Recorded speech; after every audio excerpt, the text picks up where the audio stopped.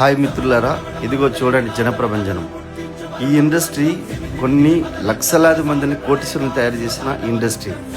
ఆ ఇండస్ట్రీని మనకు భారత ప్రభుత్వం 1996లోనే మనకు పరిచయం చేసింది. కానీ మనకు తెలియాల్సిన విషయం వల్ల ఏంటంటే, మనకు పేద మధ్యతరగతి ఈరోజు కోటీశ్వరులుగా చేసిన ఒకే ఒక ఇండస్ట్రీ, లక్షలాది మంది ఈరోజు మల్టా మిలియనర్స్గా తయారు చేసిన ఒకే ఒక ఇండస్ట్రీ డైరెక్ట్ సెల్లింగ్ ఇండస్ట్రీ.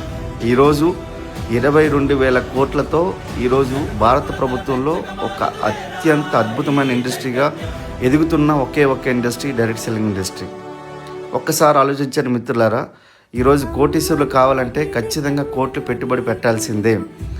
అది పెట్టుబడి పెడితే తప్ప మన కోట్లు సంపాదించవచ్చు అనే విషయం చిన్న పిల్లాడికి అడిగినా తెలుస్తుంది.